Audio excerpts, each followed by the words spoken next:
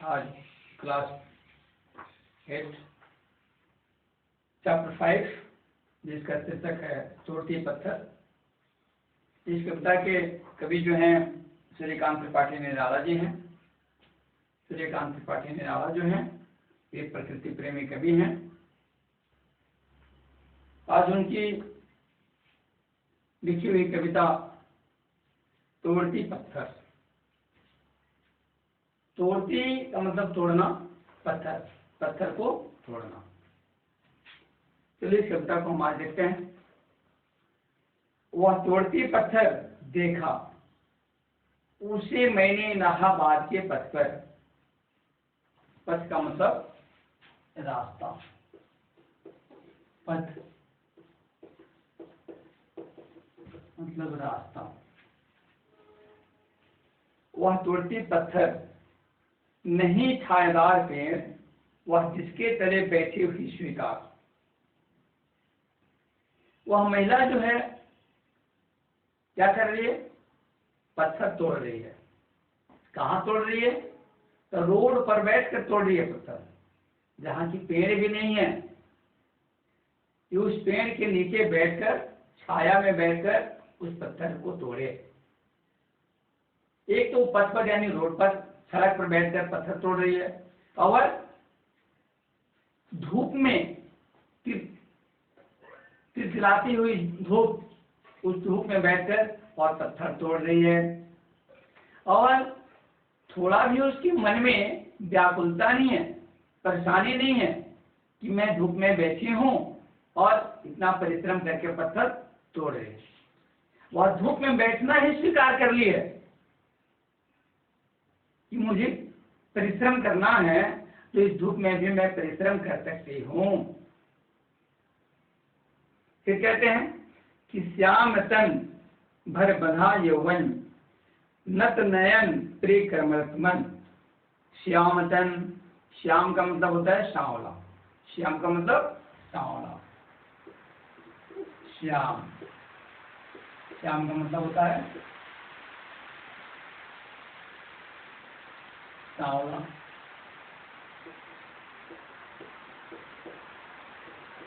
काला। कहते हैं कि श्याम तन भर बंधा यौवन, नत नयन प्रिय कर्मरत मन।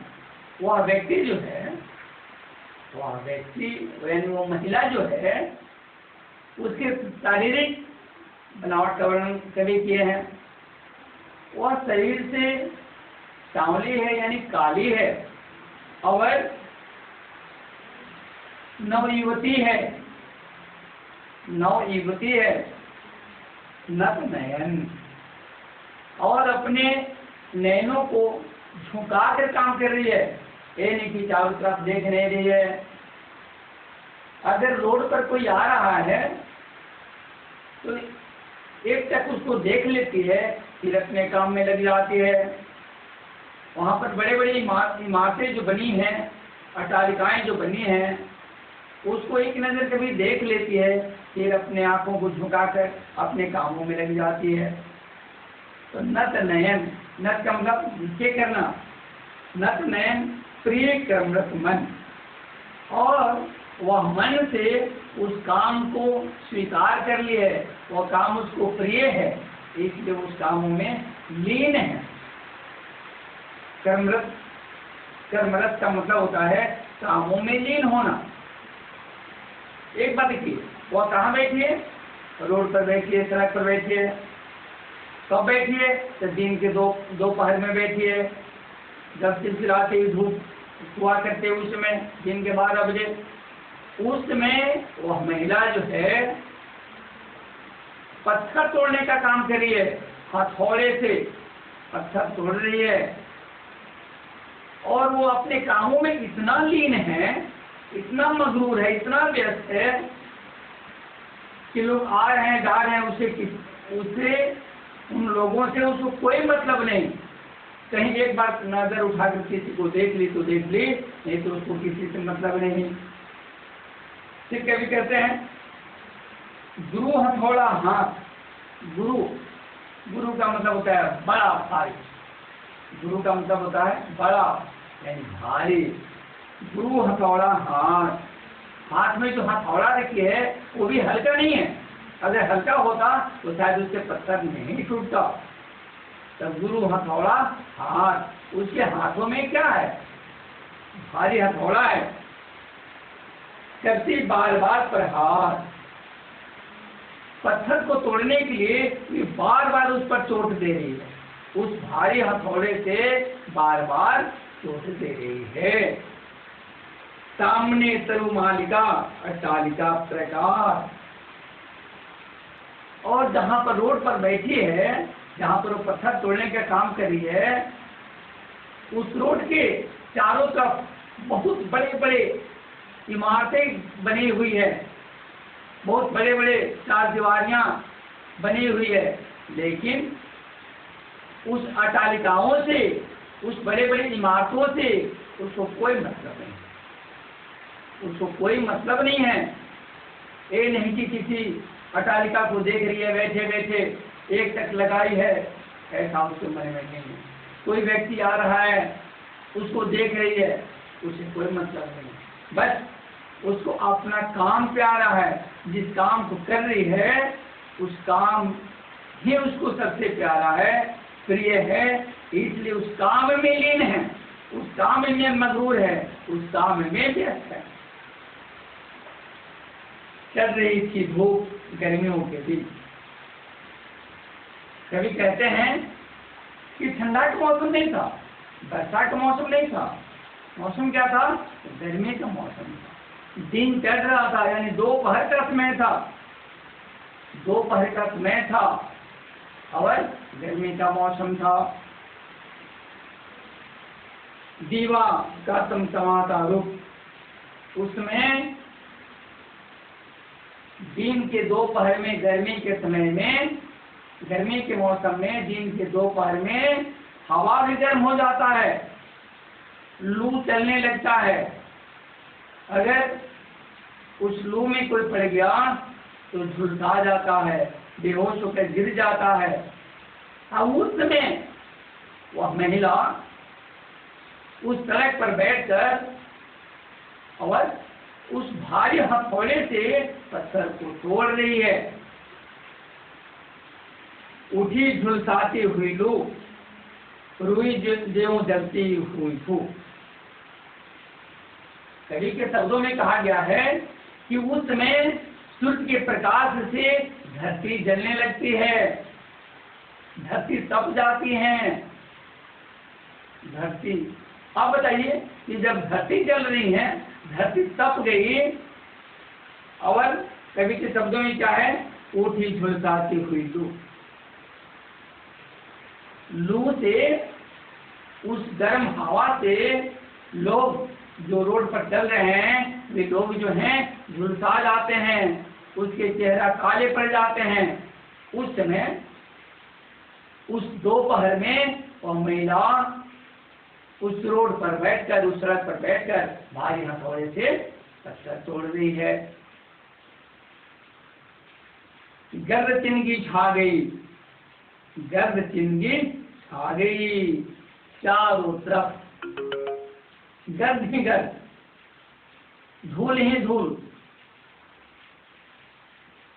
फिर कहते हैं कि प्रायः हुई दोपहर वह तोड़ती पत्थर।